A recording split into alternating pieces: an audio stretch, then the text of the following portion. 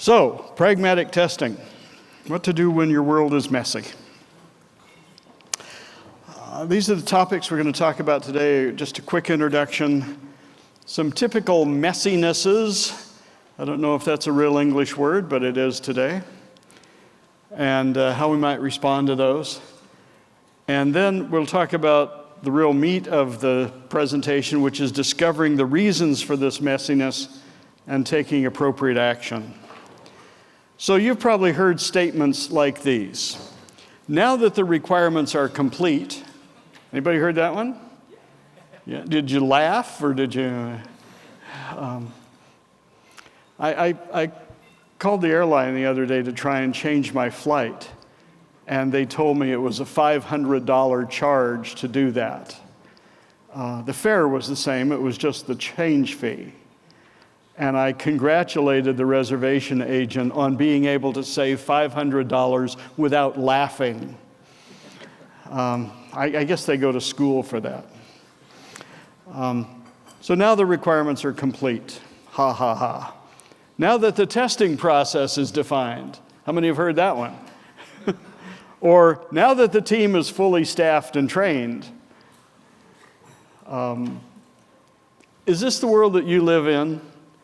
The world of rainbows and unicorns and sun peeking out through the clouds? Or is this the world that you live in? This is more like it, isn't it? At least this is the world that I used to live in. If your world is messy, then you're going to have to be pragmatic. You're going to have to deal with the world as you find it. I quoted George Bach yesterday in his famous statement that all models are wrong, some models are useful. All these models that we have about things being complete and done and finished, and those are all wrong. You know, that's not the way most of us live. Most of us live in a messy world, whether we're testers, test managers, developers, development managers, whatever our role in the organization is. Things will probably be messy. So what I did, before I tell you about what I did, I've got to do this rant. I'm one of these believers in the idea that there are no best practices. I don't believe in best practices. They're handy pegs to hang ideas on. They're even handier if you're a consultant. If you're a consultant, I don't mean to be offensive here. But that's what consultants typically do. They have this big book of best practices, and they try and sell it to your organization. I don't buy it. I think there are good practices in context. And I'm going to tell you about some of these good practices in context. They may be useful in your organization, and they may not. Let me take a quick aside and tell you an experience that I had early in my married life. My wife came home after shopping with this new dress, and she modeled it. And I'll be honest with you, please don't email her or anything, but it was not very attractive. Okay. And she turned to me, as wives do in those situations, and said, "Honey, do I look fat in this dress?" And in a moment of genius that has not occurred many times in my life, I said, "Honey, you look great in everything."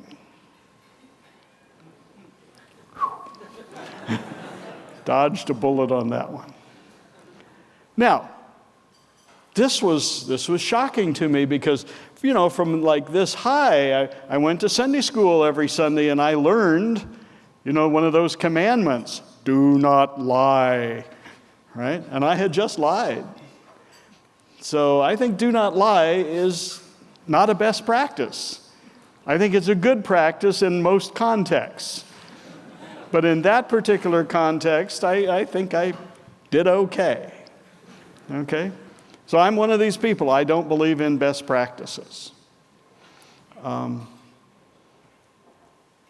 I hope you'll kind of take that idea away from today. So I took a survey. I talked to, I don't know, half a dozen or so of my closest friends. And I said, what kind of messiness do you encounter on a fairly regular basis? And this is what the survey said. These were the top 5. Lack of adequate requirements. How many of you have that situation, typically? All right. Lack of quality in the developed code. In other words, it's got bugs in it. Yeah, a lot of people with that. Lack of a formal testing process. We're just going to make it up as we go, right? Lack of resource commitment. You just don't have enough, whatever, people, time, tools, resources of all kinds. Okay? Lack of an effective organization to do your testing in or your development in. I see hands for all of these. These are not strangers to you, right? These are things that you've personally experienced. So I'm going to go through these quickly and talk about what we might do with those. So let's start with lack of adequate requirements. First of all, what would the symptoms of that be? How might we know that we're in that position? Well, there might be a lot of rework to either add or correct functionality. You may just have to do things over and over and over again. And ultimately, that's probably going to delay our delivery and lead to unsatisfied customers. Again, is this familiar to you? Give me a nod here if this is. All right. So, what are some solutions that we might employ if we had this? And if we had more time, I would make this interactive and ask you, but can I just go ahead and give you some of my list? One of the things I've found most effective is simply to quantify the cost of the rework and make that public. Now, when I say make it public, I mean make it public within our organization. You don't publish this on the front page of the newspaper or send out, emails to the world or something like that. But we simply make people in the organization aware of how much money and time we're actually spending reworking things that we could have probably done right the first time if only we had had adequate requirements. We might use agile techniques like incremental delivery, user stories, constantly refining to make sure that we understand the requirements. We could use exploratory testing as a way to look for defects in the requirements. We might involve our customers more in the elicitation, the gathering of requirements. Might involve them in reviews. And some people have actually suggested that we just abandon this whole idea of requirements and write executable test specifications instead. Things that then serve as requirements, but in fact are the test cases. Okay? Is there really a reason to create a requirements document and then convert it into a set of test cases that essentially has the same information in it? It's a different format, but aren't we really just duplicating effort there? So some organizations have essentially abandoned the classic requirements document for, given, when, then. Okay, so those are some things we might deal with in terms of requirements. What about we just lack quality in the developed code? Symptoms of that? Again, there's rework. We have to add and correct functionality. There's delayed delivery. There are unsatisfied customers. Hopefully, this doesn't look like you as the project manager or product manager with this ice pack on your head here, because you're trying to deal with the headache. So what might we do? What are some solutions we might add to our organization if we have this problem with poor quality of developed code? Well, pair programming, pair testing, pairing a programmer with a tester is a solution that some have adopted. Code inspections, either formal or informal. Static analysis of code. Some organizations are using TDD and ATDD, coupled with continuous integration to get a much faster feedback loop. Really defining and enforcing what we mean by done. I remember when I was a young punk kid programmer, my definition of done was it compiled cleanly. You know, there were no compiler errors. That was done as far as I was concerned. I hadn't discovered about testing and edge cases and corners and all those things yet. We might set quality goals and actually measure and publish against those to get people's attention. Okay? Strict entry and exit criteria, again, as a definition of done. So there are all kinds of things that we might adopt if our problem is poor quality and developed code. Let's look at this next one. Lack of a testing process. Again, what are the symptoms? Lots of rework, late delivery, unsatisfied customers. Okay? What are some solutions to this? Well, we might define the testing process. We might perform some kind of test process assessment or test process improvement activity to try and understand where we are and where we want to be. And in these areas that are shown on the screen here of test goals all the way down to defect management. How many of you have done some kind of formal test process assessment in your organization to figure out where you are and then to set goals for where you'd like to be? Raise your hands really high, would you? Okay, 10%-ish. Okay. Lack of resource commitment. You just don't have enough stuff to do the job. Again, the symptoms, seen these before. Potential solutions, well, risk-based testing is always a good place to start. Instead of trying to test everything, test the most important stuff first. Minimize multitasking. Trying to do too many things at once just gets in the way. Just refuse to overcommit. When the boss says, I want you to add this to your list, simply say, no, I can't. I've got 37 things on my list already. You know, I won't get to this one.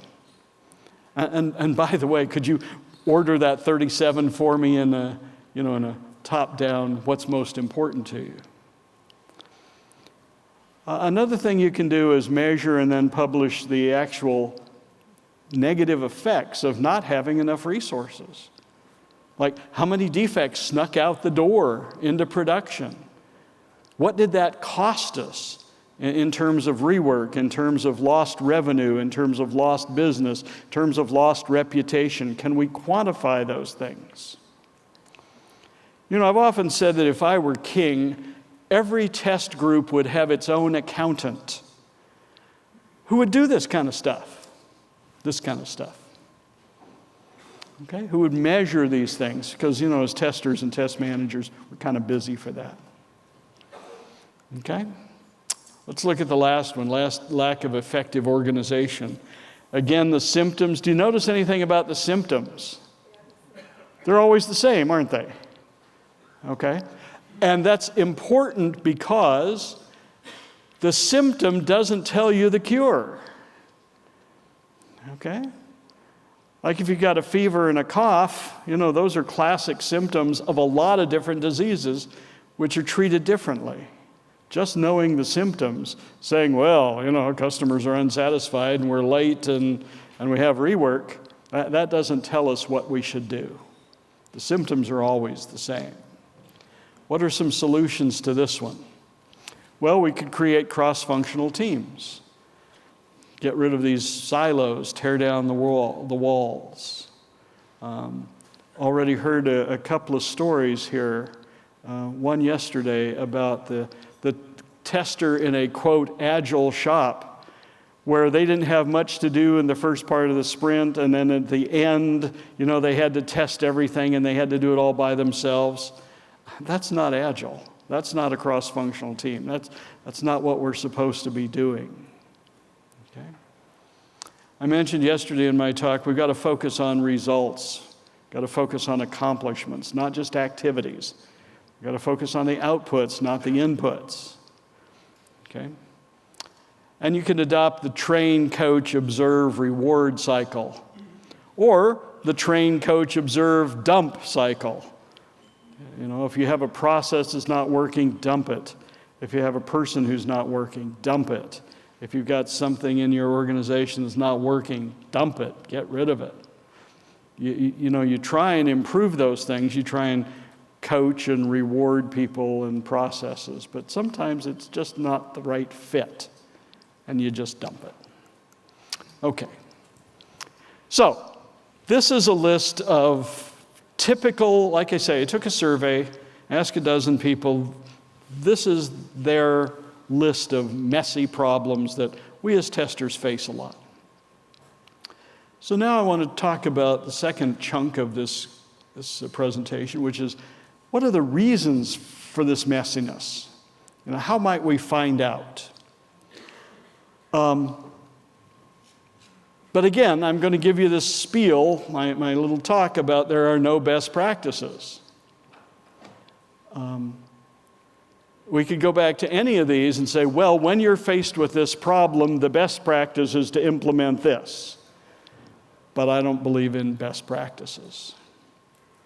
Can I tell you another story about telling the truth and lying? When I was a freshman in college, I took this introductory to philosophy course that basically everybody had to take. And, you know, and I'm young and naive and believe that telling the truth is a best practice. And the professor one day said, imagine this situation. And this professor was like, you know, 97 years old at the time with white Einstein hair and, you know, that whole kind of demeanor. And he had a wig and a dress hidden in the podium. I can't do that here. But he put on this wig and wrapped this dress around him and became this other person. A young girl who said, he's after me, he's going to kill me, he's got a knife, hide me. And then quickly he took off the wig and the dress and became the professor again. He was talking about telling the truth, whether that was best practice or not. And, you know, I'm ready to give her up. You know, I mean, and then he goes behind the podium again, he gets a different wig and a big knife. And he takes on this persona of crazed attacker. And he yells, where is she? I'm going to kill her. And those of us who from, you know, this age up, who'd gone to Sunday school and learned that a best practice was always telling the truth, you know, we were dumbfounded. We didn't know what to do. Our worldview in that moment, and this is 50 years ago. I remember it precisely. Our worldview was shaken because maybe that was not a best practice. Maybe that was a good practice in certain contexts. So it's easy for us to say, well, when we have poor requirements, we should do this. Or when we have lack of resources, we should always do this. Or, you know, we troop out the best practices. But I warn you against that. They may be good practices, and they may be right in your context, but they might not. Okay? One of the big problems in our community these days is we talk a lot about context-sensitive testing, but we rarely talk about the context part. How do I know when I should apply one practice or another? How do I know when one might be better than another? So that's what we're going to talk about today. We're going to talk about context. You might have thought we were going to talk about something else, but in fact, we're going to talk about context and messiness. Now, I want to give you this. I want to read this quotation from Lewis Thomas, an amazing guy, a medical doctor, also a poet, also an educator, and he said this: when you're dealing with a complex social system, with things about it that you're dissatisfied and eager to fix, you cannot just step in and set about fixing with much hope of helping. This realization is one of the sore discouragements of our century. And if you don't mind, I'm going to read this again, because I think it's really important. When you're dealing with complex social systems, like software development and testing, that's a complex social system, and with things about it you're dissatisfied with and eager to fix. We just had a survey here of things that typically we find in our organizations that we'd probably want to fix. You just can't step in and set about fixing with much hope of helping. This realization is one of the sore discouragements of our century. Now, I tend not to make political statements, but you know, the news of what's happened in Paris recently has, it's on everybody's mind. I flew through Paris the other day to come here. And you know, that's what everybody in the airport was talking about. That's what was on the news and so on. It is interesting to see how many people have easy, quick fixes that they're proposing. And it's frightening how many other people are willing to jump on those easy, quick fixes. And none of them have heard of Lewis Thomas. I think he's right. Okay, I think we're going to be discouraged with our attempts. And that's just the way the world is. Okay, now, I don't want to be a total downer, right after lunch. I want to give you a little, something to believe in. So let's talk about that. Let's talk about, first of all, root cause analysis. How many have heard of root cause analysis? How many actually do this in terms of software defects? Okay, maybe 20%, if I'm being generous. Okay. Root cause analysis is simply the systematic investigation to discover the root, the underlying cause of a problem, and then to take some steps to try and prevent that from happening again. And one of my favorite simple ways to start doing this is what's called the 5 whys process. And when you see a problem that you want to try and address, ask yourself why, and then repeat that 4 or 5 or 6 times. The 5 whys is a process that lets us dig into root causes, that helps us understand what the interrelationships are. And each response should take us deeper towards the root. Now, sometimes we can get stuck, and I have an example of that here in just a second. And I want to also tell you that around the 3rd or 4th why, often it becomes uncomfortable. Because around the 3rd or 4th why, we often switch from process to person. Okay, let me give you an example here. So, this application doesn't meet some of our users' needs. Well, why? So I asked 5 whys. Well, it wasn't implemented properly. Okay? Well, why was that? Well, I can think of a number of reasons, but one that I put here on the slide is, well, the requirements were incomplete. Why was that? Well, the requirements didn't have all the information needed about a specific function. Now, notice this 3rd one is simply a restatement of the 2nd one. Right? It's just slightly more words, but it means the same thing. The requirements were incomplete. So it's easy to kind of get stuck sometimes. So I kick them the process and I ask why again. Well, the requirements were incomplete because the analyst didn't probe deeply enough into the functional details. Okay, so at this point, who should we blame? Who could we blame? Analyst, right? They didn't probe deeply enough. Let's ask why. Well, the project manager didn't allocate enough time. Oops. Maybe we blame the wrong person. Maybe we should blame the project manager. Okay, so let's ask why again. Well, the estimated project costs were exceeding the benefits, so the project manager reduced the estimates to cut the schedule, to reduce the expense, so that people would want to actually do this project. Have you ever seen that? Yeah? I mean, the project, you get to the point where you recognize this project is not going to have a positive ROI. It's not going to pay back. but it's so much fun. And we've already invested all this time in it, so of course we want to continue.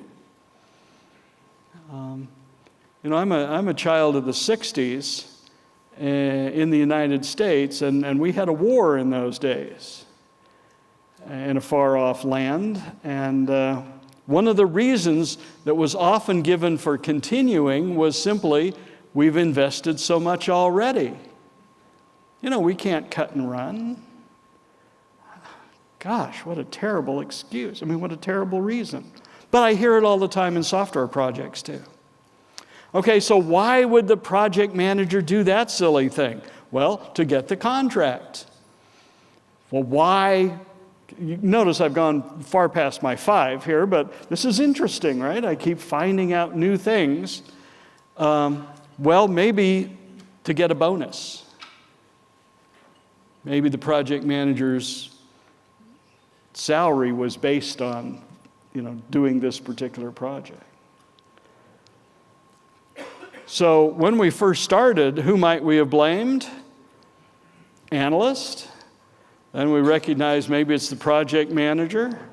If the project manager's incentivized to get this bonus, maybe it's not the project manager at all.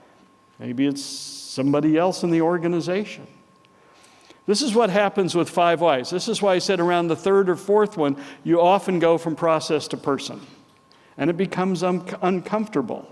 And in some organizations, we're simply not allowed to either ask or answer these questions. You're just politely ushered out of the room and told to be quiet. Or worse. But I like the 5 whys. I think it's a very simple process we can use to get us started on root cause analysis. Now, it does have some drawbacks. We can stop too early. Okay? We can stop with symptoms rather than real causes. Sometimes we just can't identify what the real causes are. We kind of wander around at some level of why, and we can't get below that. Another thing that human beings have is a tendency to stop with the first root cause that they find, believing it's the only one. And it may not be. We may have a combination of things going on here that together interact, and that's more often the case. Okay. Now, if you want to know more about root cause analysis, these are a couple of books that I would suggest to you. Jerry Weinberg's book on Introduction to General Systems Thinking, and Peter Senge's book called The Fifth Discipline. These are all about what we call general systems thinking, which is what we're now going to talk about for the rest of our time together. Okay, how many have heard of general systems thinking before? 2. Okay, great. I've got a great audience here then.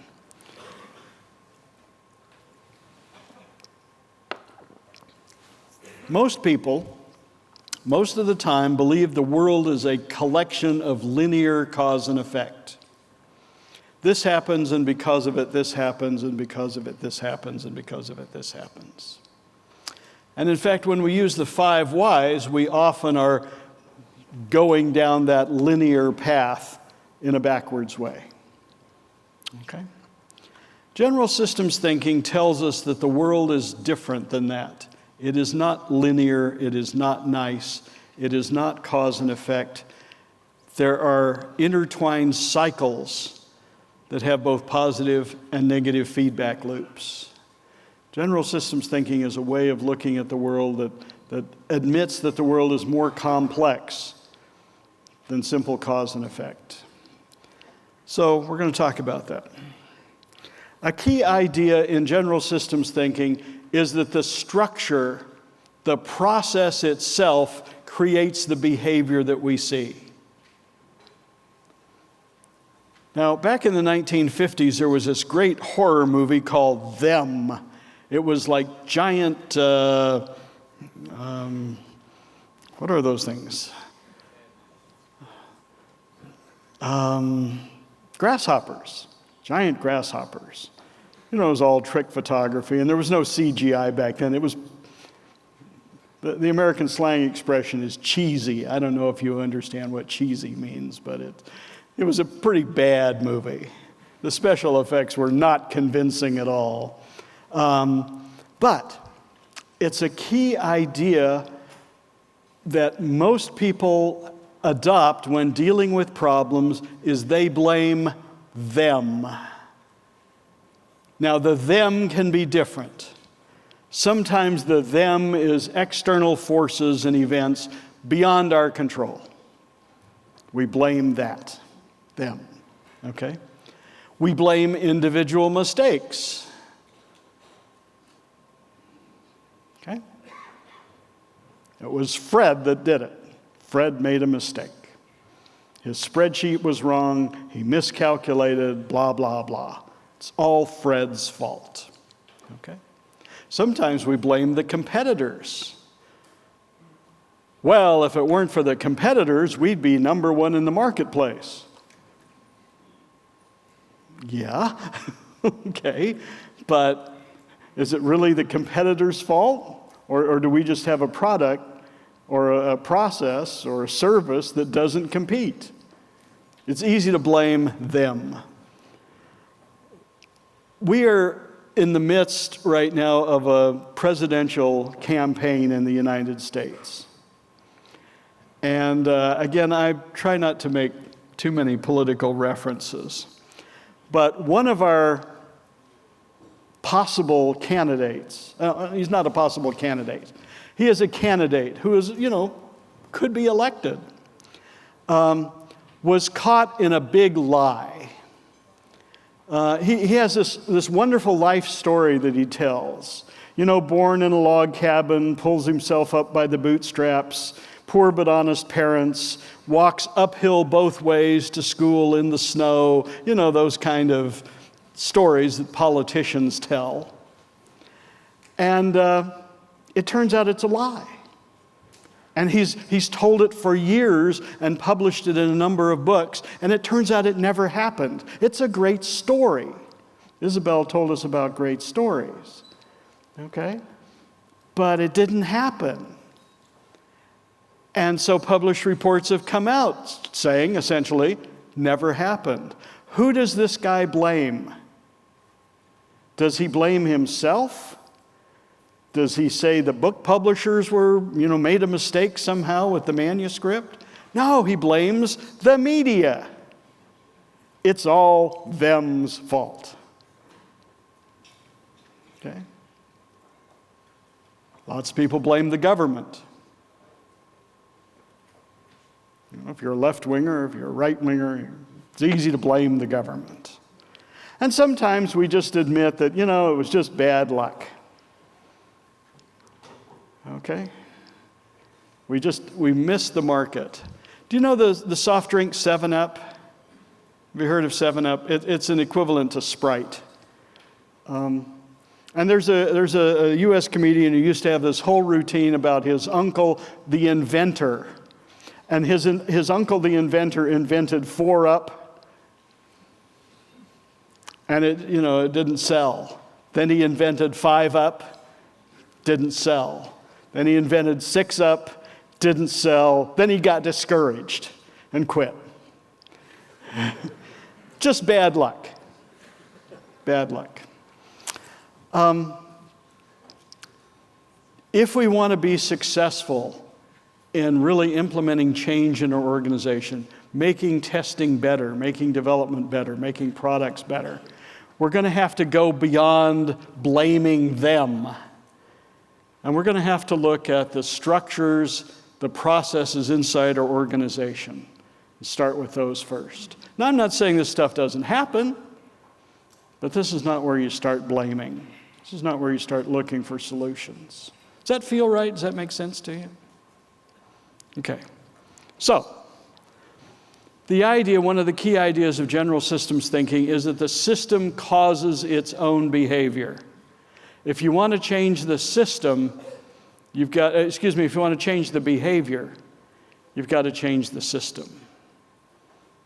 And general systems thinking helps us do that. So, let's talk about causal loops for a second.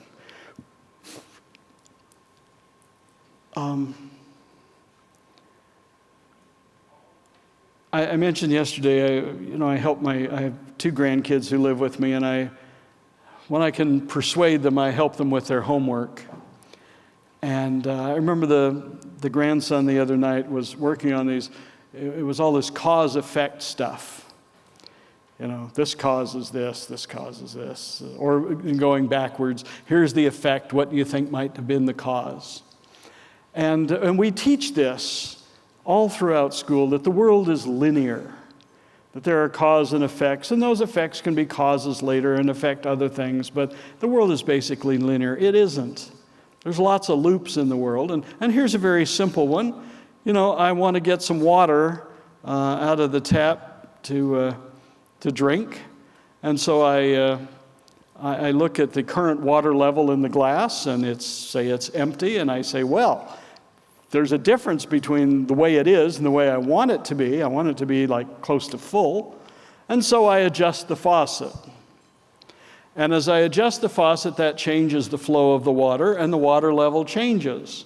And again, I look at that gap, and I notice that it's getting closer and closer to what I want, and so I again adjust the faucet. Maybe it's filling too slowly, so I adjust the faucet one way.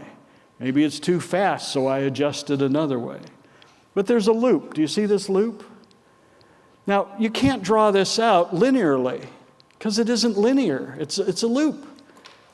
Okay? And we're constantly taking feedback and adjusting. One of the key ideas of Agile, inspect and adapt. One of the key ideas of Agile, rapid feedback. That's what we're talking about here. That's why Agile is more successful, typically, than the classic waterfall, is because it recognizes that the world is full of loops and we want faster feedback. Okay? Now, all the examples I'm going to give you here, the diagrams and so on, are taken from this book called The Fifth Discipline by Peter Senge. So, let's look at this one. This is a great example from the Cold War. And let's just start at the top arbitrarily. The Soviet Union builds more nuclear weapons. We as Americans see that as a threat. We interpret that as a need to build more weapons to counteract them, and so we do. Now we're at the bottom of the loop. The Soviets, on the other hand, see our new weapons as threats to them. They then believe that they need to build more nuclear weapons, and so they do. And now we're at the top of the loop again. Okay? We see those nuclear weapons as a threat, and so we build more. And they see ours as a threat, and so they build more. And so during the Cold War, we went this way in this loop. Now, my question to you is, can these loops run backwards? Can this loop run backwards? Has it run backwards? It has. It often takes person or people with real courage to kind of stand in the road here in the middle of this loop and say, stop. Let's take a first step. And the Soviets and the Americans did this. They created some treaties, and they said, I tell you what, if you'll take a step back, we'll take a step back. If you'll destroy some of your weapons, we'll destroy some of ours. And so we ran the loop backwards. This is the thing about causal loops. They can run forwards, but they can almost always run backwards. Now, is there an equivalent in today's world? I think there is. I think the situation we see in the Middle East is an example of this. The only hope that I have personally is that I know causal loops can run backwards. But I also know that it takes someone of courage and intelligence to stand in the way and say, stop. It's time to run this loop backwards. And I don't see anybody yet. And I'm an old guy. I've been watching this for a long time. Okay. Now, who is to blame? If we look at this causal loop, I keep pointing down here. Hopefully you're looking at the screens here. Who is to blame? Well, one side always blames the other, right? But from this view up here, I don't really see anybody to blame except for the loop itself, the process itself. Okay, that's what's causing the behavior. In general systems thinking, this is a key idea, I emphasize it a third time now. It's the process, it's the system itself that causes the behavior. And until you go in and change that system, until you change that process, you're going to get the same behavior, no matter what you do. Okay? If you have in your organization an attitude like requirements, we don't need no stinking requirements. Okay, if that's your process, you should expect poor quality products, right? You should expect products that don't meet the user's needs or their specifications. It shouldn't be a surprise to you. And you could go blame Fred, who wrote the requirements, and Ethel, who implemented them, and George, who tested them, and on and on and on, but none of those matter because it's the system. It's the process. It's the belief system that creates that behavior. So that's what a causal loop is. Now, some of these get a little fancier. This is called a causal loop with reinforcing feedback. And again, a key idea in any of these loops is we can start any place. The last one I started at the top just for fun, but I'm going to start down here with satisfied customers. So whatever our product or service is, let's imagine that we are getting more and more satisfied customers. And they tell more and more people, and those people are excited, and they buy our product or service. Okay, and those new customers are going to become satisfied customers pretty soon, and this thing loops around this way. And it's almost like a big snowball that rolls down the hill, right? Okay, it's reinforcing feedback. Can this loop run in the other direction? Sure. What if we get so many sales that we can't support those people? We can't support those customers. They start to become dissatisfied. They then give negative word of mouth, okay, which reduces sales, and this whole thing kind of slows down. So a key idea, these loops can run forwards and backwards. Just the fact that they've always run one way doesn't mean they can't go the other way. Okay, that's reinforcing feedback. Now, sometimes we get to balancing feedback. This is usually better than the kind of the runaway snowball down the hill. So let me give you an example. I'm one of these people that's kind of always cold. Okay? And so I'm in the hotel a couple of days ago, and I turned the thermostat up to 30. Now, I'm a Fahrenheit guy. I don't know what 30 is.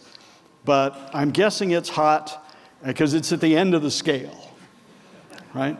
And I turn on the fan, and I feel the air, and it's cold. It's colder than room temperature. I can go out in the hall and be warmer than in my room, okay? So what's the loop here? There's a temperature gap. I'm cold, so I put on a jacket. As I'm sitting at the table doing email, I grab a blanket off the bed and put it on me. Okay, my body temperature goes up until it's about what I want, at which time I say, oh, there's no temperature gap, so I'm done adjusting here. Okay, so it balances after a while. How about if you're an organization, you have a certain amount of cash in the bank, and that's different from what you desire to have in the bank. So you might borrow some money to increase your cash, or you might buy some assets to decrease the cash. You can balance that loop. So they're balancing feedback loops. Okay? Now, the problem is many of these balancing loops come with built-in delays. And you've probably experienced this, especially in hotel rooms. I love to pick on hotels and hotel rooms. I'm adjusting the shower temperature, and I turn the water on, and oh, it's too cold. So I turn the handle, and I feel it again, and it's still too cold. So I turn the handle more, and I turn it more, and it's still too cold. And then what happens? Because of a delay built into the pipes, finally, incredibly hot water comes out. And that's not what I wanted at all. I've over-adjusted because I didn't take into account the fact that there was a delay. I needed to adjust and wait, adjust and wait, adjust and wait. Okay? Didn't do that. So now it's too hot. So now I crank it back down and I get it too cold, and I finally get it the way I want it. Oftentimes, organizations make changes and they don't understand that there's a delay. There's a propagation delay. It just takes a while for the news to get out, to the back row. And we have to watch out for over-aggressive behavior. We tend to make changes, and if they don't work immediately, then we make additional changes. And then if those don't work immediately, we make additional changes. And finally, the scalding hot water comes out. So just remember that there are often delays in these loops, and we make a change today, and it may take a while. One of the things that somebody wisely taught me when I was a brand new manager is kind of the higher level up in the organization you go, the longer these delays are in terms of decisions that you make, policies or procedures that you announce and try and implement. It takes a while. And sometimes it's not hours or days, it's weeks and months and even years before you really see the outcome of what your change was. So just watch out for those things. Okay. Now, people who have studied general systems thinking have discovered things they call system archetypes. They are patterns of behavior that occur over and over and over again. Now, the interesting thing about archetypes is that the nouns and the verbs change, but it's the underlying structure and the pattern, the resulting behavior is the same.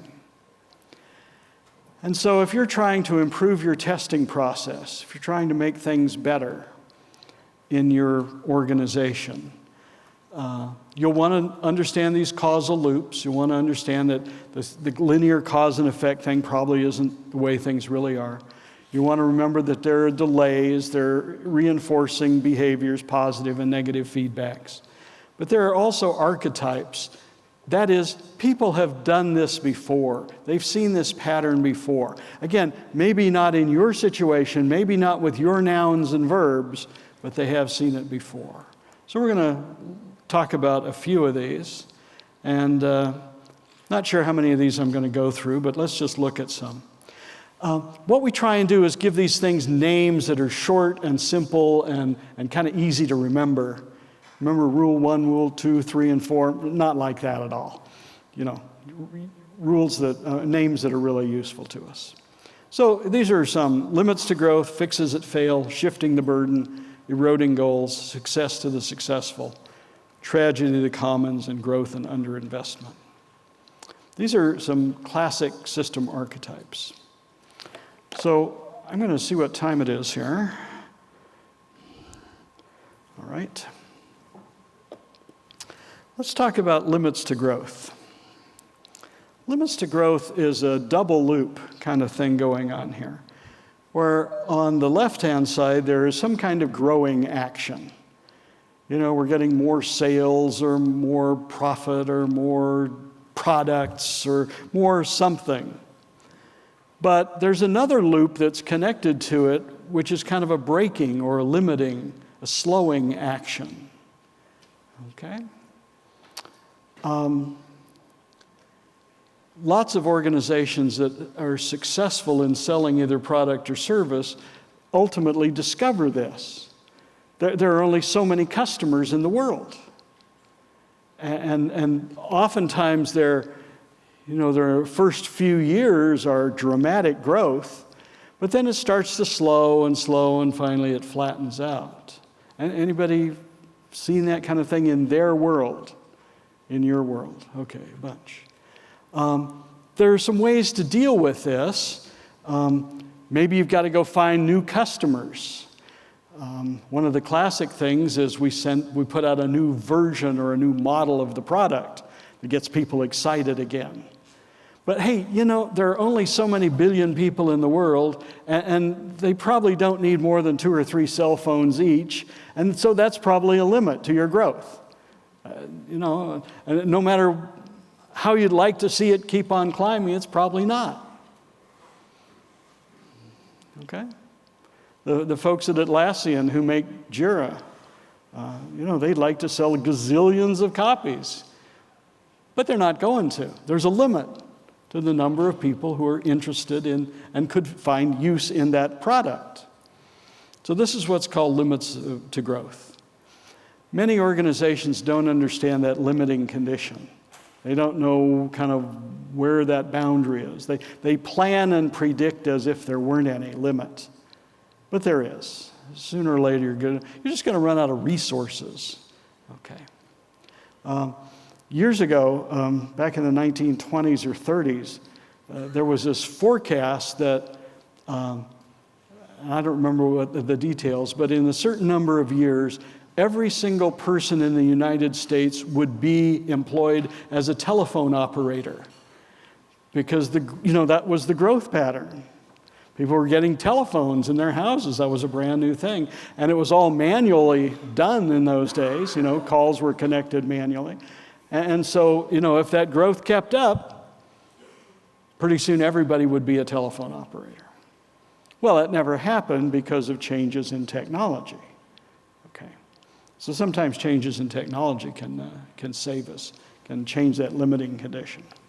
Okay, fixes that fail.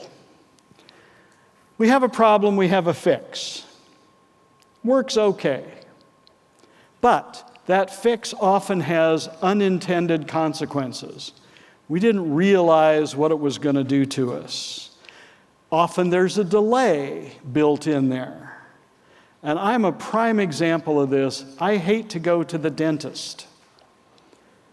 I have a wonderful dentist. He's kind and gentle. He's nice. He's personable. I hate dentists. Okay? So I get a toothache. And what do?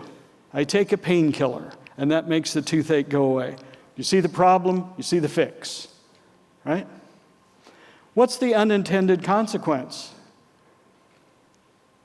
The cavity gets bigger. The tooth gets worse. And finally, 1 pill won't do it anymore. I got to have 2 to get rid of the pain. And that's okay for a while, but then after a while, I'm scrambling around for the really hard stuff, because 4 pills isn't going to do it. Okay? Masking the pain has unintended consequences. Boy, I wish I had a dollar or a euro or whatever in my pocket for every manager I've ever met who just doesn't seem to understand that. Just masking the pain, covering it up for a while, has unintended consequences that will come and get you later. Okay? And so in my mouth, I have 2 or 3 fake teeth. Because the real ones decayed to such a point. I tell you, I just hate dentists. I know it's irrational. I'm an adult, smart human being, but I don't like to do that stuff. And so I have a couple of fake teeth because the fix had unintended consequences. Every fix that you want to adapt in your organization, if you want to fix problems with requirements, or problems with not enough resources, or problems with not having management commitment, every fix comes with unintended consequences. You probably aren't aware of them. Probably haven't thought about them. You see the fix and it looks like, ooh, it's just taking 1 pill. It's so easy. and yet they almost all come with unintended consequences that will bite you later somehow. So think about fixes that fail. Okay? Shifting the burden. This is another archetype. Do you mind if I sit down for a second here? Again, as I mentioned yesterday, I'm just getting old and tired, and I have trouble doing this stuff. Besides, I feel more like Grandpa this way, giving you some good advice. Shifting the burden. The idea here is we have some kind of problem, it exhibits some kind of symptom, and we fix that. But as a side effect, again, there's one of these unintended consequences, it actually limits us or prevents us from solving the real problem underneath. And rather than go into some examples of this one, let me just leave this with you, because we'll talk about some examples later involving testing and development. Is that all right? But just remember there's this idea of shifting the burden. Let me see if I can give you an example. Sure. I have a 12-year-old grandson, hates to do his homework. Doesn't bring it home, doesn't do it, doesn't return it. Okay? There's a problem here. As grandparent, I don't want him to be on the failing list. And so when he comes home, I go through his backpack for him and find the homework. Then I sit him down and require him to do it. Then we have a special envelope in his backpack where we put completed work, which he is to take back to the teachers the next day. And I email them and tell them that the work is in the backpack, please collect it. Okay? Top loop here. We got a problem, I'm dealing with it. What is the long-term, first of all, what's the fundamental problem here? Fundamental problem is he's not taking responsibility for what he's supposed to do. All my kids when they were young said, gee, I'd sure like to have a job. And I say, you've got a job. Your job right now is to go to school. Do your best, learn, yada, yada, yada. Then you can get, hopefully, a better job later on. And they say, better than school? And I say, yeah, better than school. They go, oh, that sounds like a good idea. Okay.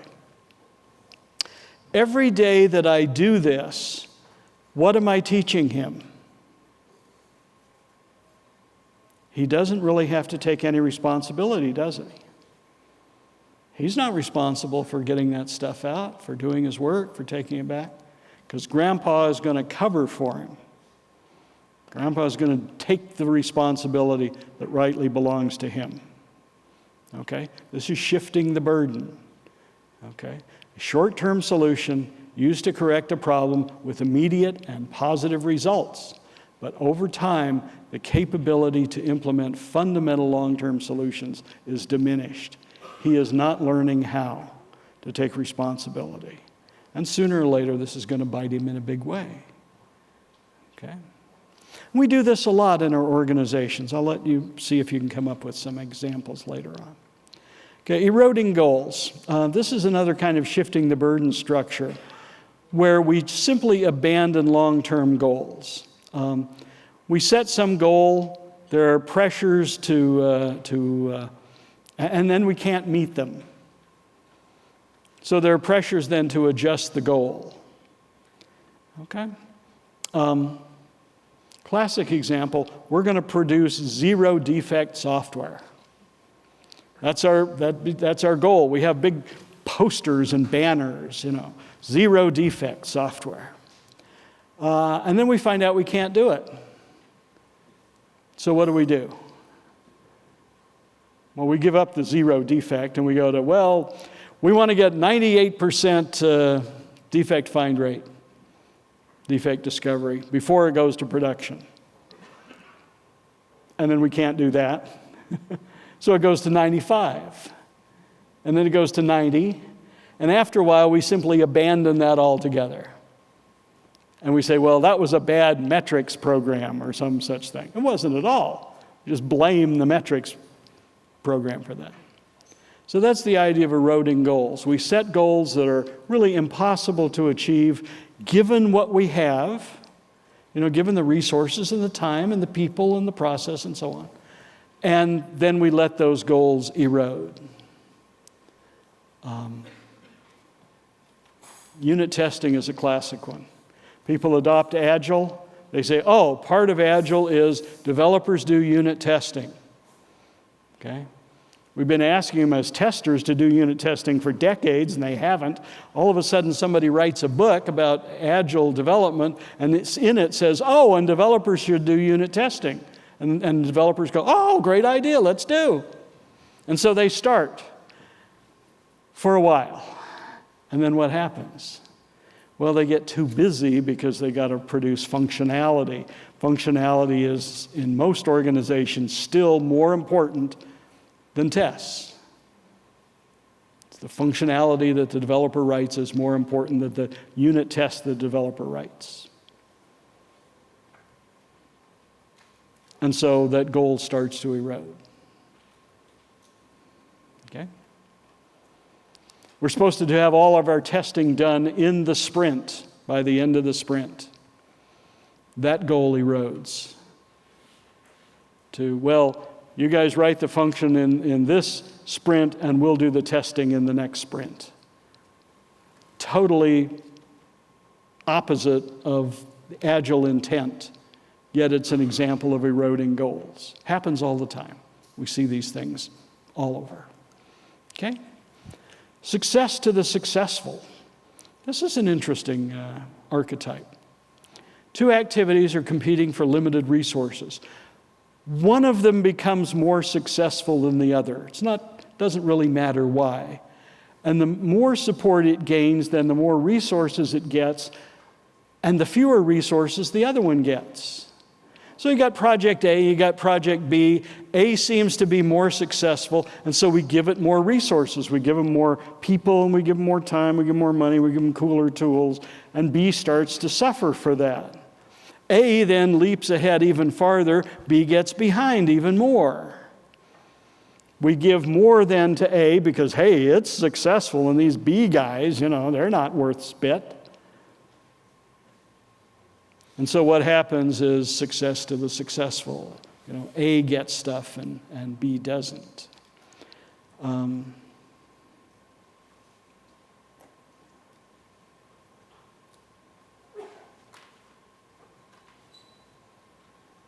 me tell you a story. Can I tell you a personal story? It's on my mind these days. I had a son who went off the deep end, became addicted to drugs, finally killed him.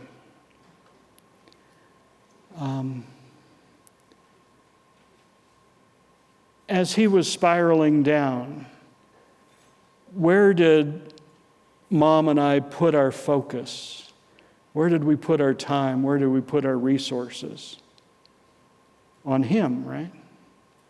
What about the other kids who were doing, they were walking the straight and narrow. They were doing exactly what they were supposed to.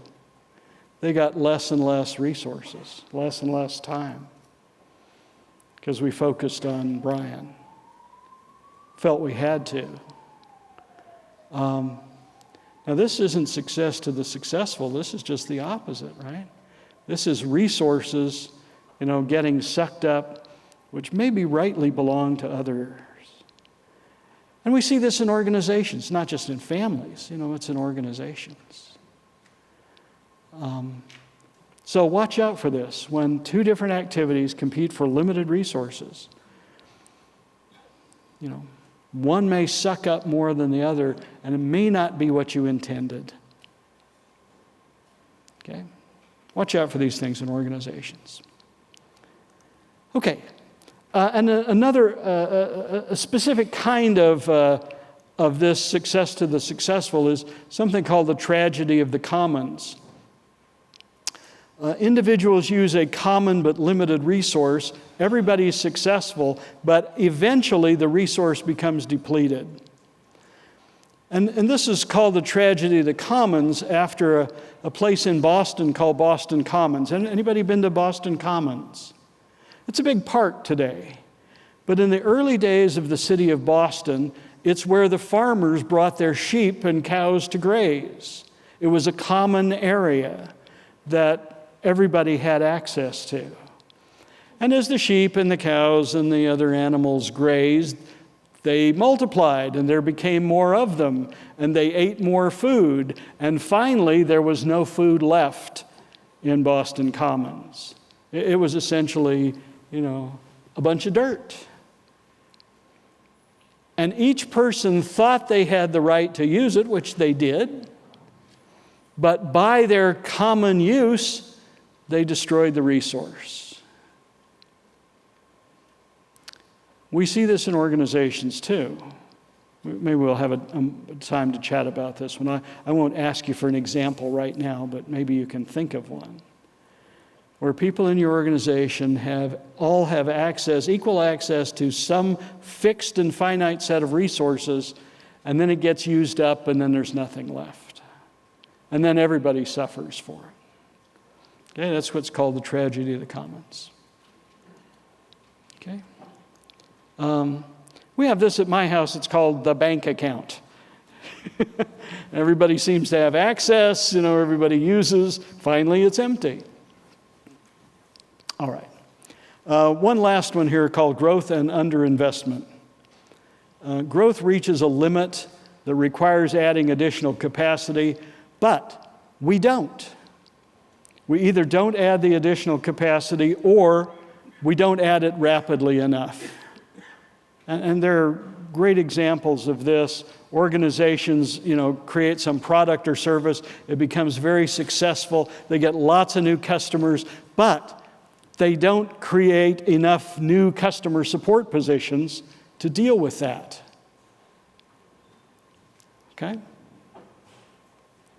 And after a while, the product or service fails because they had a great product, they had tremendous growth, they simply underinvested in what it took to support that. Okay? And there's all kinds of examples. The Battle of the Bulge in World War II is a great example of this, where the armies were moving ahead and there was a tremendous underinvestment in the support necessary, in getting food and fuel and things like that up to the frontline troops. If you remember in the early days, I don't know, as I look around, I'm probably older than almost everybody here. In fact, I know I'm older than some of you put together, Anybody remember the days when you used to get like a gazillion AOL CDs in the mail or, in your desk or something? AOL went through this. They were an early timeshare provider, bulletin boards and chat rooms and all that kind of stuff. People signed up by the gazillions, but they underinvested in both the people and the hardware necessary to support that. And finally, people just left AOL in droves because of the poor support. A classic example of growth and underinvestment. There are lots of them in our business. Okay. Now, before we change topics here, I want to give you a little final caution. This is from a guy named Jerry Weinberg. If you don't know Jerry Weinberg, you should. He's one of the bright guys in our business. I don't know how many books he's written, 20 or 30 or 40.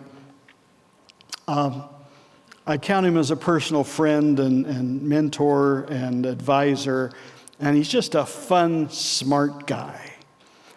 And he once said this: in the final analysis, not too many people really want their problem solved. This kind of goes back to the poet. In the final analysis, not too many people really want their problems solved. And I've got some examples of that. Donald Thomas makes $1.2 million a year. Ernest Allen doesn't do quite that well. He only makes $983,000 a year. Richard Kahn only makes $972,000 a year. I don't know these men. I'm sure they are fine, upstanding people, human beings, credit to their society, blah, blah, blah, blah, blah, blah. Okay? Who are these people, do you know? Donald Thomas is Deputy CEO of the American Cancer Society. Does he really want cancer cured, like tomorrow? I don't know. I'd be suspicious. If I were him, I wouldn't, necessarily want it cured tomorrow, because I'm out of a job. 1.2 mil is pretty good. Okay? Ernest Allen, President CEO, National Center for Missing and Exploited Children. What if no children ever showed up missing ever again? Wouldn't that be a marvelous, wonderful thing? But for Ernest Allen, he'd be out almost $1 million a year. And Richard Kahn is Chief Scientific Medical Officer of the American Diabetes Association. Does he want diabetes? Does he want a cure for diabetes found tomorrow? Like I say, I don't know these men. I can't, attribute anything. I'm just a little curious as to would these people really want their problems solved. Now, let's have a little discussion here. Let me again check the time. I can go till when? Was it 5 or 6? That was a joke. Okay.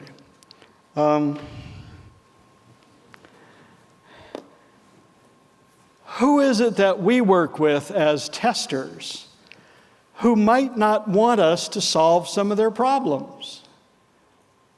I mean, it's easy for us to come in and say, oh, well, you should do this, and you should do this, and we can do this, and blah, blah, blah. And who might not want their problem solved? Let's, I don't know if we have any mics that we can run around or not. Let's not worry about that. I'll come down here. Oh, you do have one. Great. Would you mind running? Okay. I'm okay with I want somebody in the back of here and then up here, and we're going to give this guy some exercise. No, I'm just kidding about that too. Who in your organization might not want some of their problems solved? Anybody? Please? Oh, come on. This is the audience participation part of the program here. We got to...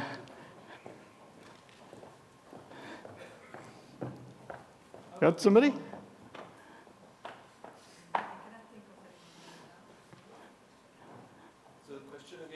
The question is, who do we work with who might not want their problem solved?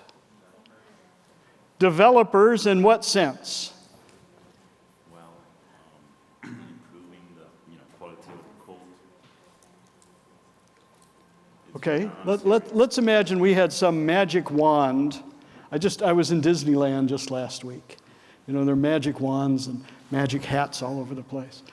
Let's assume we had a thing that would magically improve the quality of the developer's code. Why may they not be interested in that? It works somehow. Okay, it works somehow. The code's good enough. It compiles as you started. Okay, let me ask you this. Do we pay them a salary for writing bad code? I'm not a manager. Yes, we do. They're typically hourly, salaried employees, right? They get paid whatever they write. So we pay them for writing bad code, and then we pay them again for fixing it. That's pretty cool. I like that idea. So I can imagine a developer, who might not be that excited that we come in and make their code better. I remember years ago, I didn't really introduce myself. I used to be director of software development at a big multinational nonprofit organization in Salt Lake City. And when I first took over, I said, oh, new sheriff in town here, new rules. One is that we warranty all our code. If we build it for you and you pay us for it, if we screwed up, we fix it for free. We're not going to charge you. And the accountants went berserk. They said, loss of revenue. I said, it's not legitimate revenue. It's like cheating. You know, it's like selling a product and that doesn't work and then charging people to fix it. I said, we're not going to do that anymore. Oh, they were unhappy. Okay, they didn't want that problem fixed. Who else that we work with might not want their problem fixed? Can you hold on a second for the mic, could you? For example, risk managers and managers who deal with issues and risk in projects. If there would be no issues and risk at all the people working on a project could solve by themselves these issues, then their position would be just gone. Yeah, I mean, that's one of the frightening things about Agile and self-directed work teams is we don't need all these managers anymore. You know, they're kind of scrambling around to figure out, you know, where do they fit in the organization. That's why we still see, even in alleged Agile organizations, the developer group, you know, and the tester group, and each one of those has managers, and each one of those has managers. You know, we're not all one happy family like we're supposed to be. They don't want that problem solved because they're unsure then of where they are, what they do. These are great. How about one more? We'll take time for one more. Please. So actually, if we think about this angle, then even us testers are not interested to have quality products. That's right. Because if there would be no bugs, what will we do? That's right. What if all the code worked? The requirements were perfect and the code was perfect? We'd be sadly out of luck. So maybe it's not in our best interest. Okay? That's curious. Again, it's not linear. It's not cause and effect. It's the system that we live in, right? The system affects these kinds of things. That was a great one. How about one more? Do we have a little bit of time? We got one more? Other testers too, because if I find the bugs, I find it. I write the incident report, but somebody else has to fix it and write the test case for it. Not me, because I found the bug. It was my accomplishment. Okay. So, we are affected testers by this because we didn't want to make our job harder. So if we find more bugs, we have to write more test cases. Okay. So it's a non-ending progress. But we do get paid for that, right? Well, you know, salary always works into this too. Excellent, excellent. These are all great ideas. Okay. Weinberg is right. Not everybody wants all the problems solved because that would cause even more problems. I remember, you know, in the early days of desktop computers, data centers went berserk. Why? Users will be able to write their own programs and run them without our help and without our huge overhead charges and billing and all that stuff. And our revenue will go, you know. I mean, it goes on and on. Do you have Uber here in Europe? Is Uber taken over? So you know what Uber is, right? It's a bunch of people who, you know, will drive you places and at generally less money than taxi drivers. Do you think taxi drivers want this problem solved? No. Okay. Airbnb, you know, where people rent out houses or apartments or rooms or whatever, being fought tooth and nail in the United States by property owners who want to charge high rents. Not everybody wants this problem solved. In fact, maybe one of the best things you could do if you were kind of a change agent, if you were in charge of trying to change your development and testing process, maybe one of the best things you could do, first of all, is ask yourself the question, who wouldn't want this change? Who would be negatively affected by this improvement? And somebody once said, let me see if I can remember the words correctly, there is no solution, no matter how good, that doesn't hurt somebody. And there is no solution, no matter how bad, that doesn't help somebody. All changes, all solutions come with positive and negative effects, and we've got to be aware of those. Okay. So, now we want to talk about, we've spent all this time talking about all the problems and the ills of the world. How can we take effective action? When we choose to try and improve our organization, we want to choose actions that have positive benefits, both short-term and long-term. We want to choose things that outweigh the negative consequences. Some of the solutions, though, that I talked about previously, while appearing attractive, may create problems worse than we're trying to solve. So let's talk about those kind of things.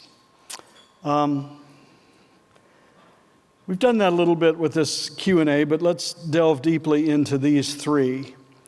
Lack of adequate requirements, lack of quality in code, and lack of an effective organization.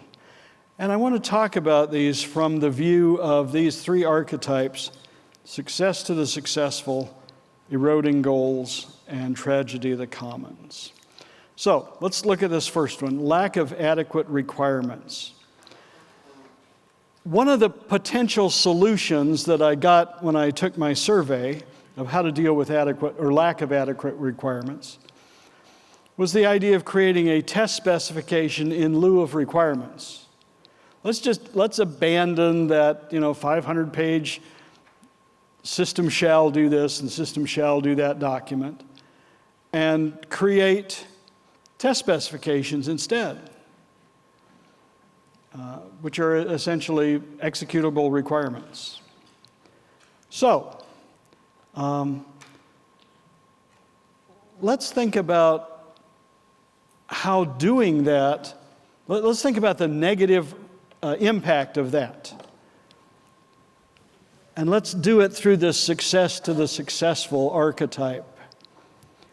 So we decide we're going to minimize formal requirements. We're going to maximize testable, writing requirements in test case form. We've heard some of the speakers yesterday and today talk about how they're doing that. So how does this archetype apply? What could happen? What could be the negative effects of this? And what could be the positive effects of this, too?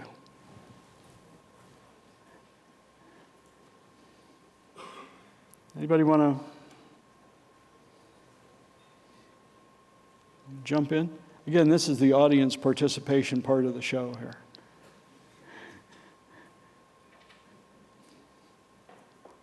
Anybody? Wave your hand. Otherwise, I'll have to drone on. I have a few minutes to fill. So maybe if we don't need to do any rework, then we out of a few positions. Okay. There's always the loss of position. Anytime we get rid of work, we often get rid of people. We could do that. The thing that strikes me is that we may simply forget. That may be the worst part, is we may forget how to do decent requirements. If we shift the idea that instead of writing a set of system requirements, we're going to write test cases, maybe we'll forget how to do that. Maybe we'll forget that skill. Now, maybe it's a skill we really don't need. I'm not sure. I can't tell you that. I could tell you that in your particular context. Let me tell you another story. I did some consulting work. Oh, I'm really not supposed to tell you who the company is. Let's just say it's a large stock exchange located in New York City. Okay? That'll keep it anonymous. And one of the things that they had thought about was outsourcing a lot of their development process.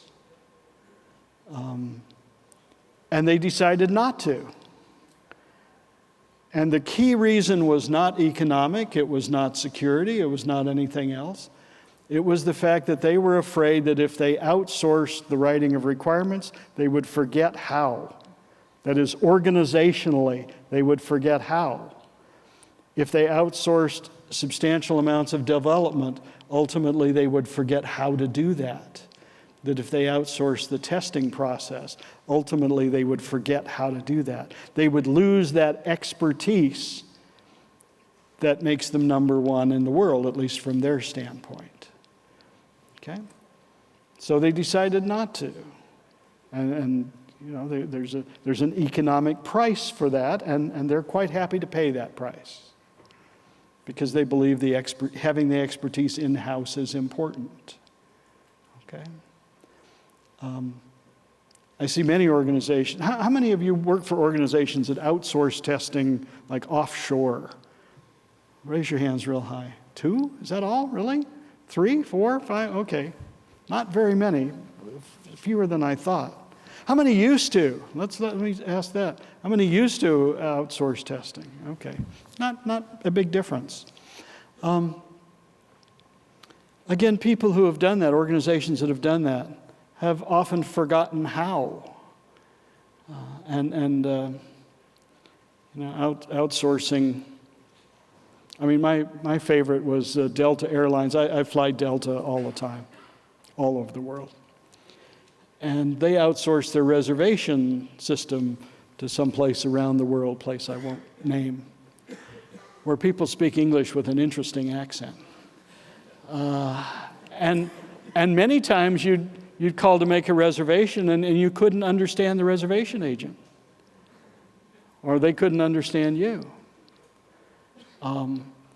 And luckily, I think Delta quickly realized that was probably a bad idea. You know, it looked good on paper, the numbers look good, the savings, the dollar savings look good, but customer service just plummeted. Okay. So, success to the successful. How about this one? Lack of quality in our code. Okay, now to deal with lack of quality in developed code, one of the ideas that was proposed was to set quality goals and publish defect metrics. I've found it very effective over the years as a change agent, as somebody who's trying to get an organization to change, to help them understand 3 things. First of all, how much pain they're really in, how much it's really costing to do things the way they're doing. The second thing that I do as a change agent is, let me begin again. The first thing that I do, if possible, is I hit them with a stick and say, change. Okay? And sometimes I can do that. Sometimes organizations do that. Highly structured organizations like the military, the person at the top says change and everybody salutes and says, yes, sir. That's a nice organization to work for if you want to implement change quickly. If I can't do that, if I don't have that power as a change agent, then the second thing I do is I quantify the pain that people are in. And that's sometimes economic pain, loss of market share, loss of profit, loss of people, things like that. The third thing I try and do is I try and paint a picture, a mental picture of how wonderful things could be in the future if they would just change. Okay? So, quantification can be a useful thing, so I might choose that approach. I'm going to set quality goals, and I'm going to measure against those goals, and I'm going to publish defect metrics. product A shipped with this many defects. Product B shipped with this many. C, with 4 times as many as A and B combined. Stuff like that. Embarrassment can be a useful tool sometimes in getting people to change. Okay? So let's assume that I choose this approach. I'm going to select set certain quality goals, quantify those, publish against that. What might I see happening? And let's talk about it in this archetype in terms of eroding goals. What might happen there?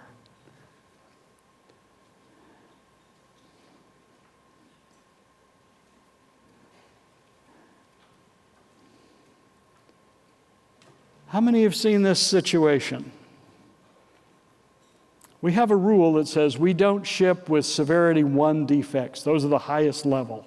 We maybe have like 1s, 2s, 3s, or 1s, 2s, 3s, 4s. But 1 is the highest. These are the showstoppers. These are the killers. We don't ship with level 1 defects. And then a couple of days before the delivery date, somehow all the level 1s magically change into level 2s. And the 2s change into 3s. Now I hear lots of giggling and laughter. Is this real? How many of, I know not the organization you're with now, we wouldn't want to identify them, but how many have seen this before? You've lived through this, right? The 1s just magically turn into 2s. Okay, that's an example of what? Eroding goals. Okay? We didn't change the goal, we just changed the number, which is essentially changing the goal. Okay?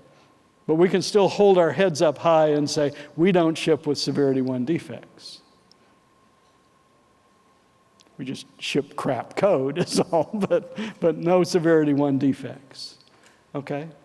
So we can either do that or we can jiggle the numbers or we can jiggle the goals.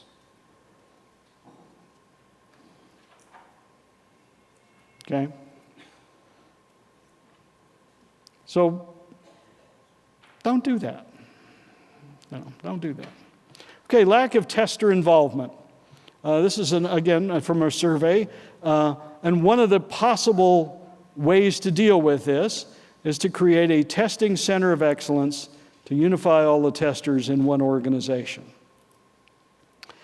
People talk about testing centers of excellence as a wonderful idea to give all testers the same level of training, the same level of experience, to create a common set of tools, to give them training on those tools, yada, yada, yada. Okay, that's the idea of testing center of excellence. What could possibly go wrong with testing center of excellence? And let's think about it in terms of tragedy of the commons.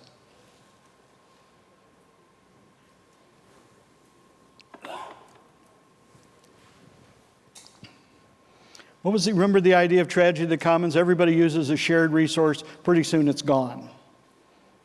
Okay? And sometimes this is combined with that idea of growth and underinvestment. What could go wrong with a test center of excellence? Please.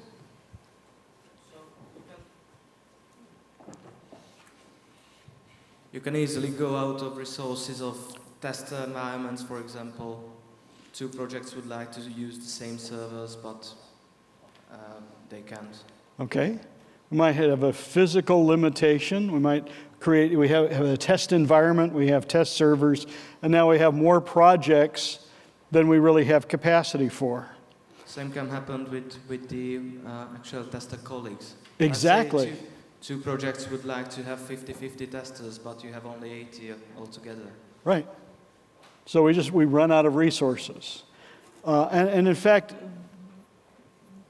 I often see this curve that TCOEs that start out very effectively, who do a really good job for their clients, are often the first ones then to fail. Because the word gets around pretty quickly. Hey, these people provide a good service. So everybody comes, to the front door, and nobody can get in, or very few can get in. So that's a classic kind of thing that we could see. Anything else? Another example of tragedy of the commons at the test center of excellence idea.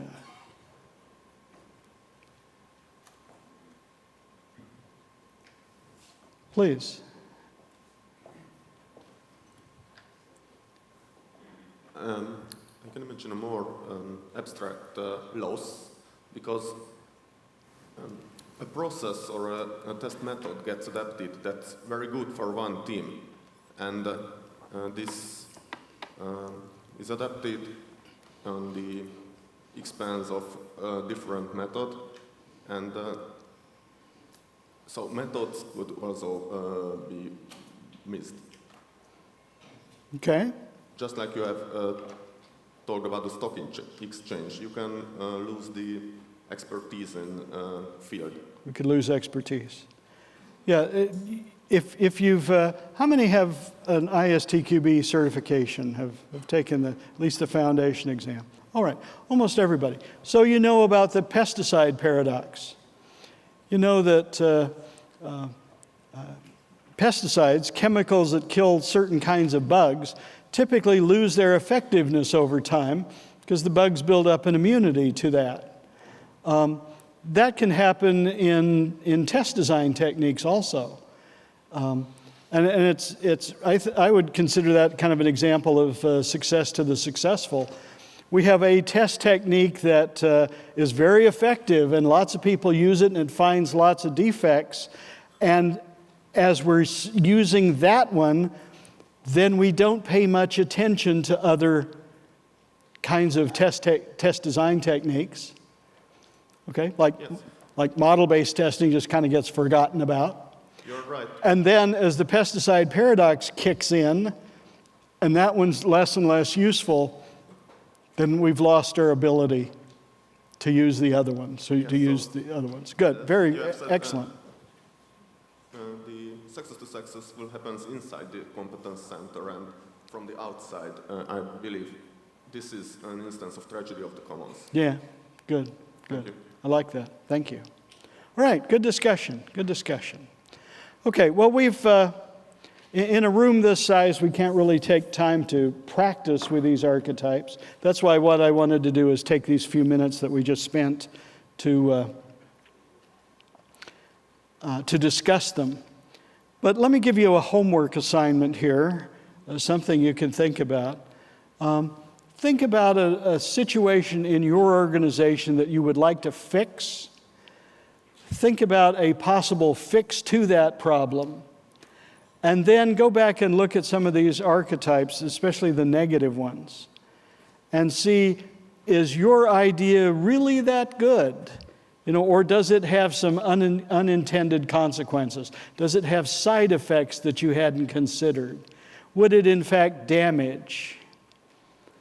Now, I don't know about, I mentioned the heat at the hotel.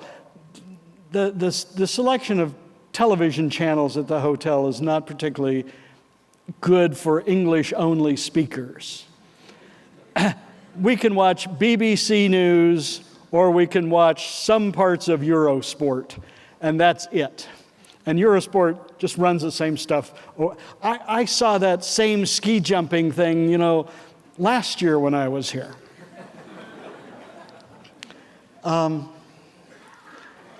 So, where was I going with this story?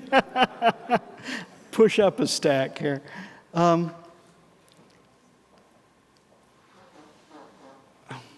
I've lost it. It's gone. Sorry. Anyway, just another hotel thing.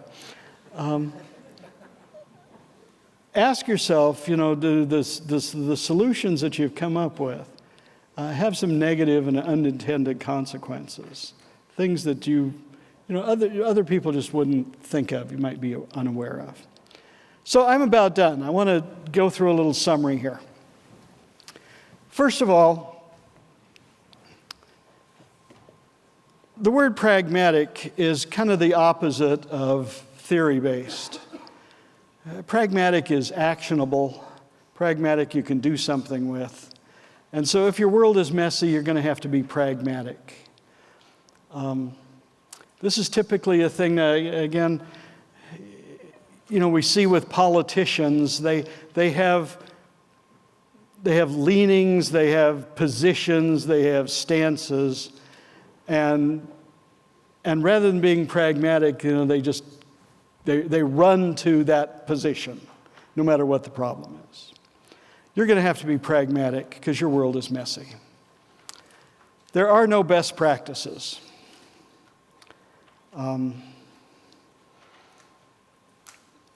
James Bach is one of the proponents of this idea that there are no best practices. And I had a contest with James one day. I said, let's take a couple of hours and I'm going to try and come up with best practices and you're going to shoot them down. He said, oh, this will be easy and fun too. So we did. And I came up with stuff like, well, you should plan your work. I mean, I'm doing really generic stuff here. And he came up with instantly 2 or 3 good examples where that's probably a bad idea. Sometimes you just want to go try stuff. You don't know enough to actually plan, you go try. In Agile, we call it a spike, to give it a nice sounding name. But it's basically experiment to find out what we don't know and what might work. Okay? And I can't remember all the ones that I came up with. I finally resorted to Mother Teresa was a good person. And he immediately had 3 arguments why that was not the case.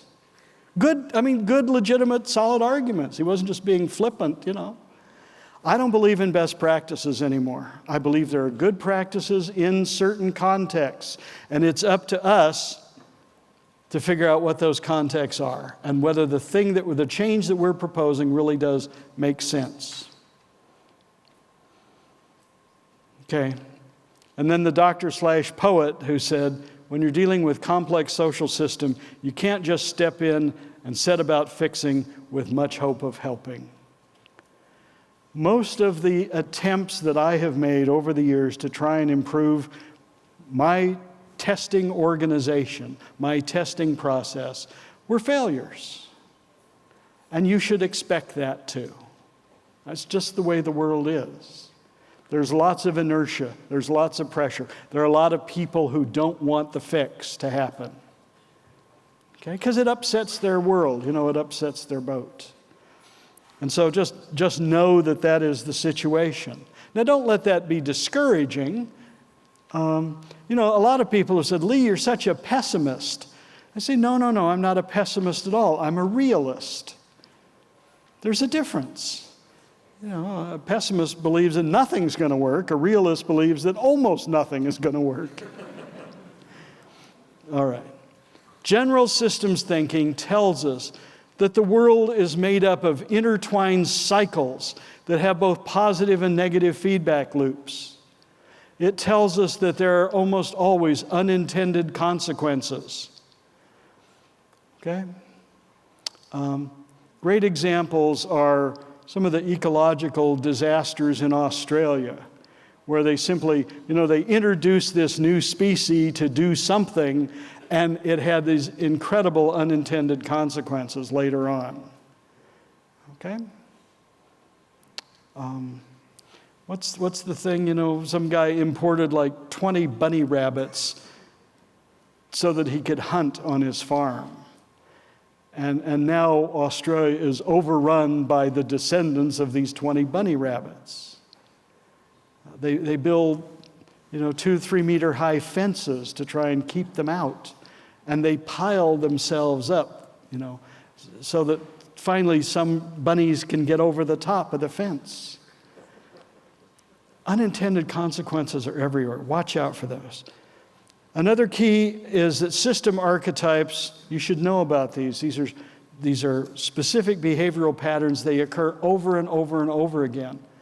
Again, the nouns are different and the verbs are different, but the underlying pattern is the same. And often the underlying failure, the unintended consequence is the same.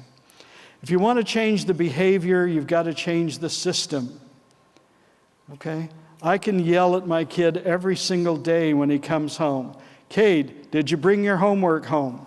Cade, it's time to do it. Cade, did you take your homework back? Okay? But that's not going to change. Okay? It's just going to frustrate me and it's going to frustrate him. Okay? It doesn't change the underlying behavior. It doesn't change the underlying system.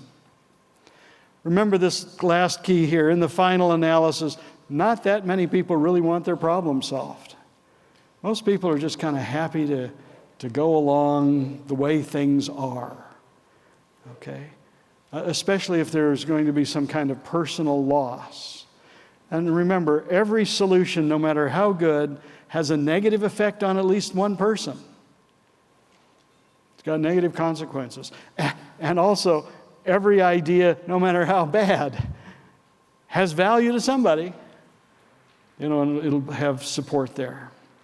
So, thank you for attending the presentation. Shameless commercial message here. If you have additional training or consulting needs, think of us at TechWell. Think only of us. Do it quickly, do it often, stuff like that. Here's a shameless commercial message. I would like to, I'm being serious now. I love this conference. I think this is one of the great regional conferences in the world. And I'm lucky enough to be invited to many of them. To see the growth that's occurred over the last year. To have almost twice as many people here this year as last year, I think it says a lot about the community and it says a lot about the organizers. And I applaud both community and organizers for this. But still, the best testing conferences in the world are the STAR conferences, STAR East in Orlando and STAR West at the Disneyland Hotel. I invite every one of you to come. You know, Orlando, you can go to the beach. Disney, you can just go to Disneyland. We'd love to have you there. Our company, TechWell, also runs the Better Software and the Agile Development Conferences. We have all kinds of training classes. We publish stickyminds.com, which I hope you know about. We publish the Better Software magazine. And then I wrote this book called Practitioner's Guide to Software Test Design years ago that I'm still trying to sell every once in a while. So here's this shameless commercial message that I'm kind of required to put at the end of every talk. This is Sengi's book on fifth discipline. It's all about general systems thinking if you want to know about that.